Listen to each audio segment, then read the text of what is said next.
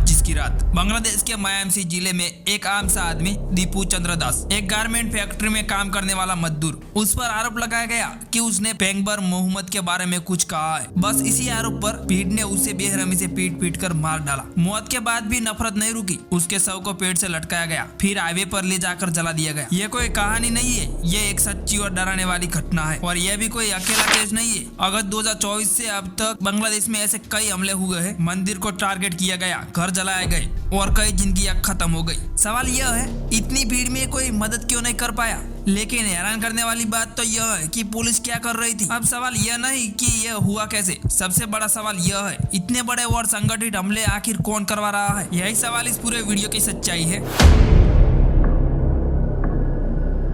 बांग्लादेश में अल्पसंख्यक हिंदुओं पर हमलों की समस्या काफी समय से चल रही है, लेकिन एक घटना ने सबको हिला दिया। 18 दिसंबर 2025 को बांग्लादेश के मायामसी जिले के पालुका इलाके में एक हिंदू व्यक्ति दीपू चंद्र दास की भीड़ ने हत्या कर दी। दीपू जो एक गारमेंट फैक्ट्री में काम करने वाले आम मजदूर थे, उन पर इस निंदा का आरोप लगाया गया, लेकिन न कोई जांच हुई, न कोई अदालत, न कोई सबूत। भीड़ ने पहले उन्हें बुरी तरह पीटा, फिर उनके शव को पेड़ से बांधकर आग लगा दी। इतना ही नहीं, बाद में शव को हाईवे पर ले जाकर दोबारा जलाया गया। यह घटना दिखाती है कि जब अफवाह और गुस्सा कानून से ऊपर हो जाए तो किसी आम इंसान की जान कितनी असुरक्षित हो जाती है। भीड़ का कहना था कि दीपू चंद्र दास ने पैगंबर मोहम्मद के बारे में आपत्तिजनक बात कही थी, लेकिन यह घटना अचानक नहीं हुई। उस समय बांग्लादेश में माहौल पहले से ही बहुत तनावपूर्ण था। एक प्रमुख स्टूडेंट नेता शरीफ उस्मान हादी की मौत के बाद देश भर में हिंसक प्रदर्शन चल रहे थे। इन प्रदर्शनों में गुस्सा सिर्फ सरकार के खिलाफ नहीं था, कुछ प्रदर्शनों में एंटी इंडिया स्लोगन्स भी सुने गए, जिसने माहौल को और उग्र बना दिया। और भीड़ ने देश के बड़े मीडिया हाउस प्रथम आलो और डेली स्टार के दफ्तरों पर हमला कर दिया। दफ्तरों में तोड़फोड़ हुई, आग लगाई गई और कई पत्रकार धुएं में फंस गए। हालात इतने बिगड़ गए कि सेना को बीच में आना पड़ा और पत्रकारों को बाहर निकालना पड़ा। सोशल मीडिया पर वायरल वीडियो में सेना के जवान भीड़ से मिन्नत करते दिखे।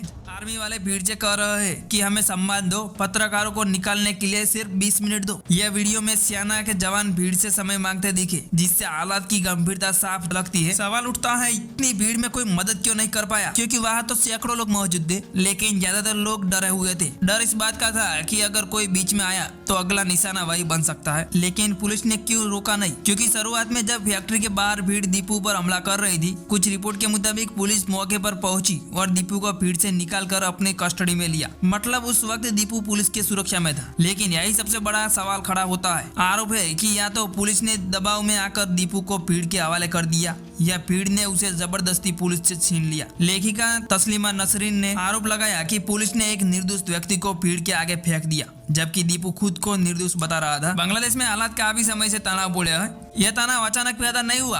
अगस्त 2024 में शेख हसीना के रिजाइन के बाद देश में राजनीति अस्थिरता बढ़ गई। इसी दौरान अल्पसंख्यक हिंदुओं पर हमलों की घटनाएं भी तेज हो गई। यह घटना कैमरे में आई, इसलिए दुनिया ने इसे देख लिया। सोशल मीडिया पर वीडियो चले और सवाल उठे, लेकिन सच इससे कई बड़ा है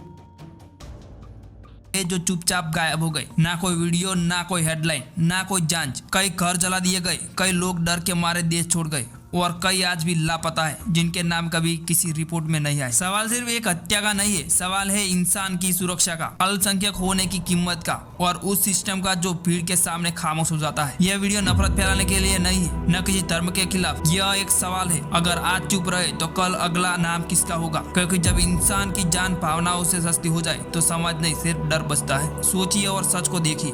जय हिंद।